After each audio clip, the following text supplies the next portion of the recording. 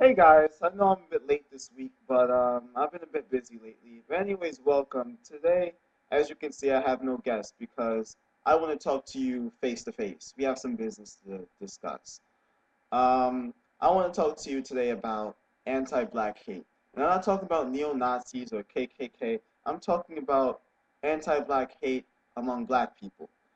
And by black, I mean anyone of African descent, no matter where you came from, wherever your ancestors' slave ship landed on, or even if there was no slave ship involved and you came from Africa, and came here from Africa, I don't care. We're talking about everyone of African descent.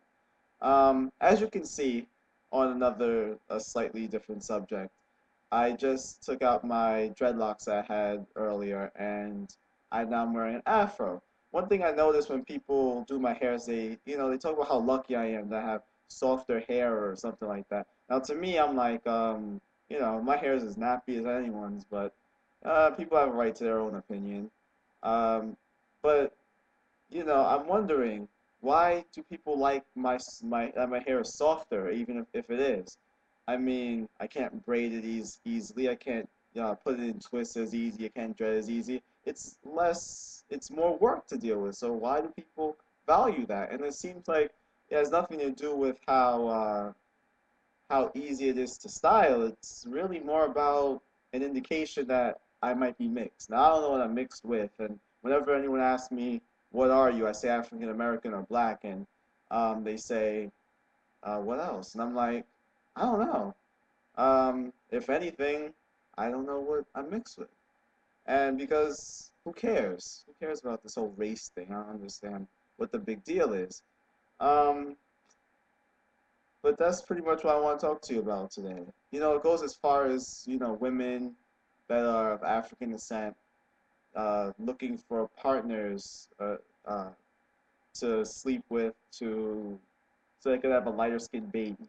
And this is something that I hear is popular in Dominican culture, finding a guy to whiten their race. Now, I'm not saying all Dominican women are racist. I have a Dominican girlfriend who's happy to be with me, even though we kind of get into this discussion and it gets a little. But anyways, so I'm not all Dominican women, and it's not just Dominican women. I know of black women who are like this. Black women I know well who are like, I want a white guy to impregnate me so there's a chance that I can have a light skinned baby.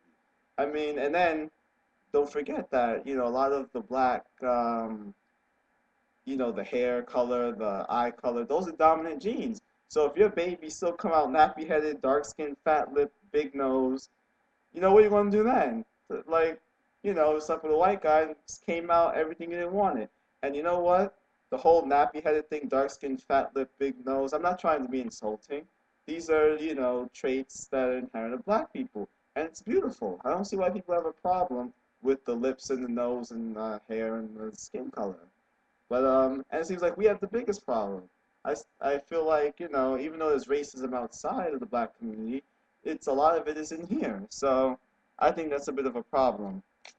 Um, Now a lot of times, the whole looking for a lighter skinned partner is just attraction, or maybe you just feel like society is more accepting of it. Uh, so I'm not trying to say everyone who goes after light skinned people are racist. And it's the same about women who might get a perm. Some women just think they look better with a perm.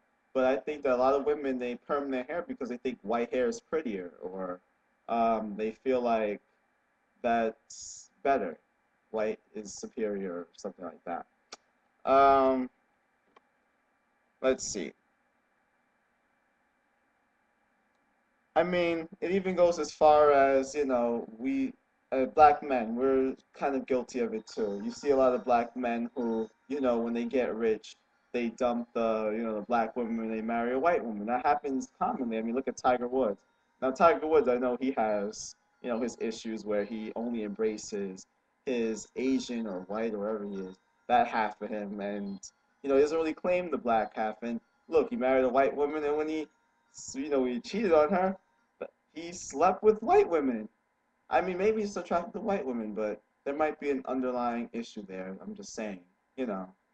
I mean, talk about the American dream. Marry a white woman and then have an affair with white women, when you're not satisfied with that woman. It's crazy. Um, I mean, as much criticism as people have of Barack Obama, at least he married a black woman. I'm not saying that you have to marry a black woman or else you're like a traitor to your race. This isn't some kind of Black Panther pro-black thing that I'm trying to do here. I'm just saying that, it's nice to see that there are some successful men, and this guy is, pretty successful, Barack Obama, who don't follow that. Um, I didn't think about the. I was thinking about the Rutgers basketball team comment with Don Imus calling the women nappy-headed hoes, and it seems like they couldn't get past the nappy-headed part. He called you hoes too, but you just couldn't get past the whole fact that he's pointing out that your hair is nappy. Now, people might not like the term nappy. Maybe we should say curly or kinky or whatever, but I think nappy works just as well, And I'm proud of my nappy hair, as you can see. Um, and this isn't just happening in that essence of it. Then you have black people who hate black people that come from a different place. West Indians think they're better than Africans. I had a friend who was Haitian, who she swore up and down that West Haitians and West Indians and Jamaicans look better than Africans. And I'm like, I know African women who look better than you. What's wrong with you? Like, come on, get over yourself. And Africans who think that better than African Americans and vice versa, and it's just crazy because at the end of the day, I mean, like I said before, it only goes back to where the slave ship landed. If it landed in the islands, that's what you are. If it landed in America, that's what you are. If you weren't on a slave ship, it's the same thing. You came from the same place. And when you walk into that white man's office in, the corporate world, and I'm not saying white people are racist. Like I said, this isn't a pro-black thing. When you walk into that white man's office, he can't tell a West Indian from a Jamaican, from a black to an African American, from an African. No, he sees a black person. That's what he sees.